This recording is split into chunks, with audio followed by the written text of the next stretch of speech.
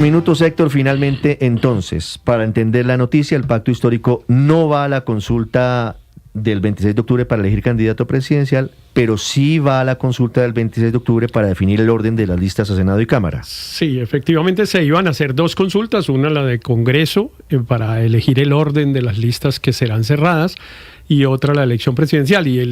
La decisión que van tomando hasta ahora es mantener la consulta para el Congreso y no hacer la consulta presidencial. Eso tiene muchos problemas, Ricardo. Uno, el más escandaloso a mi modo de ver, es el que usted señala, que es mantener el aparataje de la consulta, que es un aparataje grande. Hay que poner el 30% de las mesas que normalmente se ponen para una elección nacional. Hay que hacer todo un dispositivo gigantesco en la registraduría para seguramente muy pocos votos y un propósito muy interno del pacto histórico, ¿no? Que es ordenar su lista. Ordenar su lista debería ser una decisión que toma un partido en su convención o mediante una consulta interna en la que votan sus afiliados. Dice el representante que lo que no quiere es que se haga a través del bolígrafo. Bueno, pero whisky. que lo hagan con una consulta con los afiliados, como lo hacen en todos los partidos políticos del mundo. Sobre todo que incurrieran en los gastos internamente en el partido. Además, claro. Porque el partido tiene recursos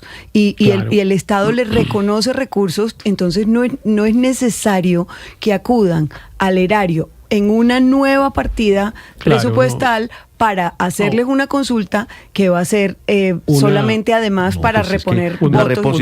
La reposición de votos, Héctor, por las elecciones del 22 fue de más de 30.000 millones de pesos. Sí, aquí en este caso no sé francamente cuánto sea el valor por voto, pero yo estimo que debe ser por ahí entre 3.000 y 4.000 millones de pesos, 4.000 pesos, por cada voto.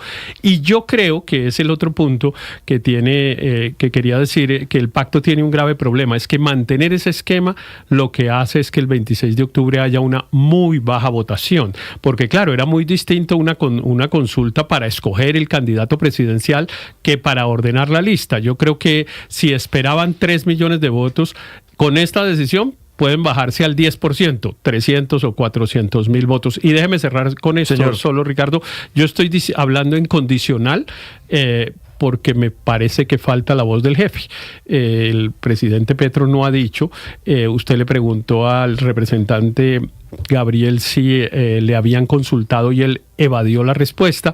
Pero si Petro no sabe, esperemos a que él decida. Pues el presidente Petro ayer, María Consuelo, perdóneme, publicó en la tarde un trino destacando las medidas cautelares del Tribunal de Bogotá. Claro. Es decir, habilitando la consulta, o sea, él era respaldando la consulta. Claro. Pero minutos después viene el comunicado del pacto diciendo no, nos bajamos de la consulta del 26 de octubre. La otra cosa que valdría la pena cuestionarse es si ordenar la lista es vinculante, porque eso excluiría a quienes no queden como candidatos del pacto a la presidencia para la lista, o sea, para el Congreso. O sea, si usted no entra en ese procedimiento para ordenar la lista y ya queda la lista ordenada después de la consulta de octubre y quiere después meterse al Congreso, ¿se vale? O sea, ¿van a permitir ese manoseo de la lista después? No deberían. Jurídicamente, esa es una gran pregunta. Jurídicamente, los partidos que se someten a una consulta deben respetar el resultado de la consulta. Bueno, 7-8 minutos. Deben respetar. Haciendo cuentas, Luis Ernesto, si Héctor le pega a la cifra de participación de 300.000 personas en esta consulta del pacto para definir el listado de Senado y Cámara, el orden del listado de aspirantes a las elecciones de Senado y Cámara, ¿sabe cuánto estaría costando más o menos cada voto a los colombianos? 600.000 pesos. 600.000 pesos. Costaría es que por eso tienen que hacer una reflexión muy importante al interior del pacto histórico, y yo creo que, digamos, es valioso que las listas cerradas se conformen con democracia interna. Eso es deseable. Pero la tragedia es que no hay ningún otro partido interesado. Entonces, esos mismos 200.000 millones de pesos serían muy distintos si estuvieran participando todos los partidos. Entonces, valdría realmente la pena. Pero sin consulta del pacto histórico a la presidencia y sin que se meta otro partido, realmente el pacto histórico tiene que reflexionar si esos 200.000 millones de pesos no los invierte mejor en los bonos al adulto mayor, que le está haciendo falta la plata al gobierno. Pero, Ricardo, mire, usted preguntaba si esto es una decisión consultada con Petro. Y yo creo que no, yo creo que esto ha sido básicamente los candidatos que se han opuesto a que participe Daniel Quintero en la consulta, básicamente un mecanismo para deshacerse de esa consulta con Daniel Quintero, Ricardo, por una sencilla razón, porque lo que les dijo Petro fue: las campañas se ganan haciendo campaña, las elecciones se ganan haciendo campaña. Y yo al único que veo haciendo campaña es a Quintero. Entonces, ¿por qué me van a pedir bajar a Quintero si ustedes no están haciendo su tarea? Y yo lo que veo, Ricardo, es que la consulta de marzo, si sigue esa dispersión de candidatos, va a ser una consulta de izquierda. No va a ser una consulta como ha querido el presidente Gustavo Petro, que es una consulta que supuestamente convoque a sectores del centro, algo parecido a lo que él logró, digamos, en el 2022.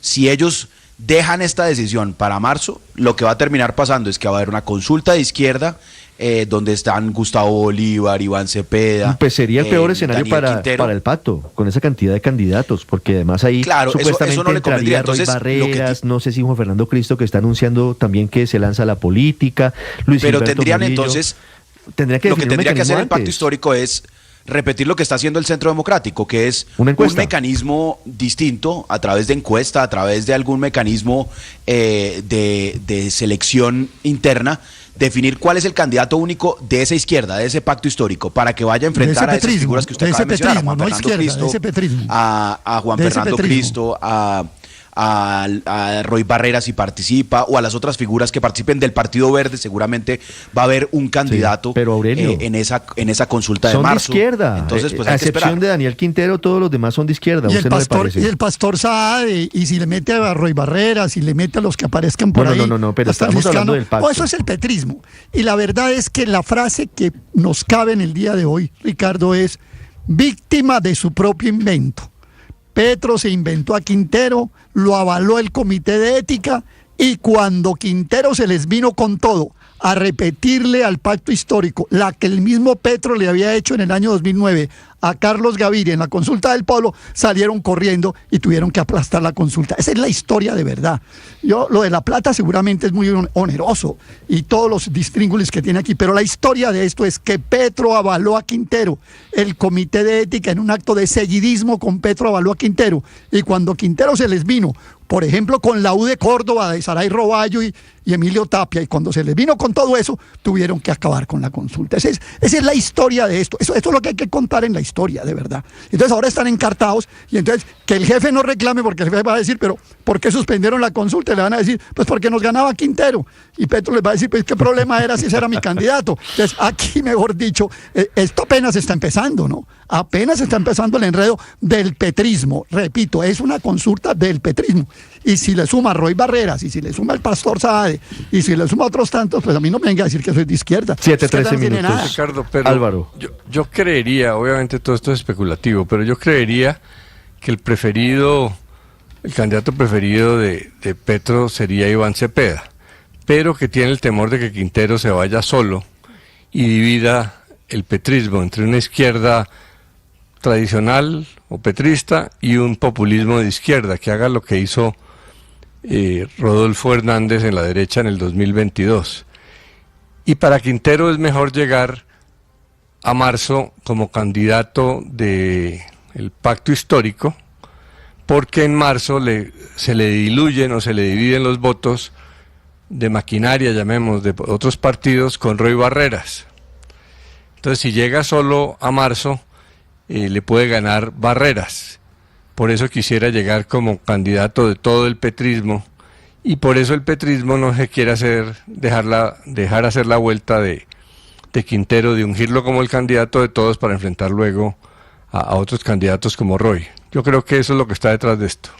7:14 minutos. ¿Sabe quién? Estamos hablando de la decisión del pacto oigo histórico, Paola, de no participar en la consulta del 26 de octubre para presidencia, pero sí para definir las listas a Senado y Cámara. De acuerdo, dos cosas muy breves. Siempre que oigo hablar de Quintero, Ricardo, me acuerdo de Donald Trump, porque si usted se acuerda, los republicanos también se oponían a Donald Trump. Los Bush lideraron la cosa, Condoleezza Rice, y decían: no, qué terrible, que los iba a reventar a los republicanos. Y terminaron aceptándolo. Y finalmente, pues la gente Claro, terminaron aceptando. Luego me quedo pensando que puede llegar a pasar con Quintero lo mismo, aunque les parezca moralmente indefensible. Decían exactamente lo mismo de Trump, que era además en ese momento pues convicto y lo mismo, y este señor por lo menos por ahora, digamos, está en proceso de eso por un lado, pero por el otro a mí sí me parece que lo más grave de todo es el costo fiscal. Usted señala bien el paralelo con la vía al llano.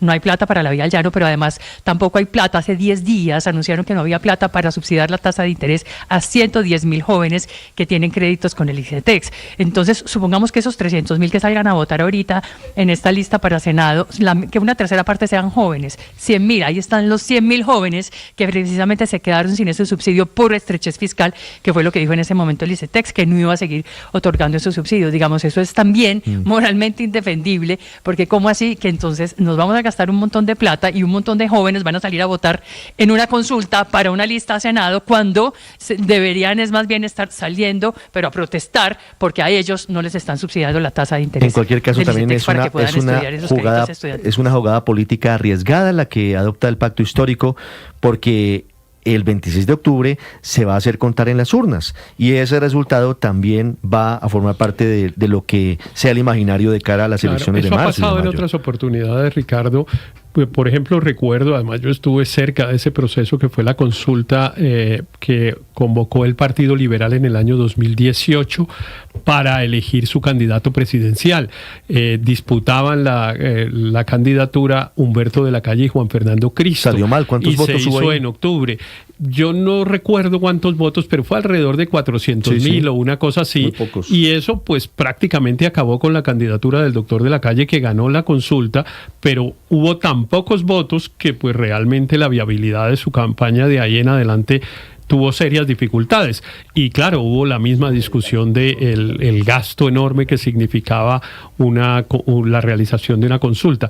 Yo creo que estos temas más allá, pues esta vez los tenemos que discutir en la calentura de una cosa política, pero yo sí creo que estas cosas deben arreglarse hacia el futuro, porque es que no deben pasar. Yo creo que los partidos deben convocar sus consultas. 550.000 votos aproximadamente. Ahí nos dice Luis Ernesto, 550.000 votos. Fueron como 550.000 votos en el 2018 y un ejercicio parecido en el 2010, también de la consulta del Partido Liberal en día frío, es decir, en día sin elecciones de Congreso, donde la gente igual sale a votar por congresistas y entonces coge la papeleta de la candidatura presidencial, y también el resultado fue muy malo. Entonces las experiencias de las consultas en frío como esta que está proponiendo el pacto son históricamente malas. Mire, me dan datos que tienen que ver con elecciones. Por un lado, ¿cuánto cuesta la reposición por cada voto en las consultas? María Consuelo, usted que estaba preguntando, 2.555 pesos es la reposición por cada voto en la consulta del 26 de octubre. O sea, que sí es una maquinita de plata pues, también. Ese es el costo. Que es lo que yo he dicho desde septiembre 18. O sea, ellos no van a renunciar a la consulta, así sea en contra de la famosa unión que pretendían. La utilizan para el tema de lista de Congreso, para ordenar la lista con un supuesto mecanismo democrático, pero sin duda muy oneroso. 2.555 pero no solamente pesos. oneroso, sino que es que esos recursos después los usan para la campaña. Eso además lo ha hecho Petro varias veces. Pues, claro. De hecho lo tuvo en el año 2009, pero recuerden que Petro hace 4 años se inventó una consulta que es que muy disputada con el Caicedo. Con Carlos Caicedo y Francia Márquez, ¿no? Y una indígena guayú, Ariana, Romero, creo. y Camilo Romero. Camilo Romero. Y hacía 4 años había inventado otra, y cada vez se acopia Aurelio, más y más recursos con los que después financian la campaña. 7:18 es un minutos. viejo truco, pero que se dañó. La otra noticia es que la registraduría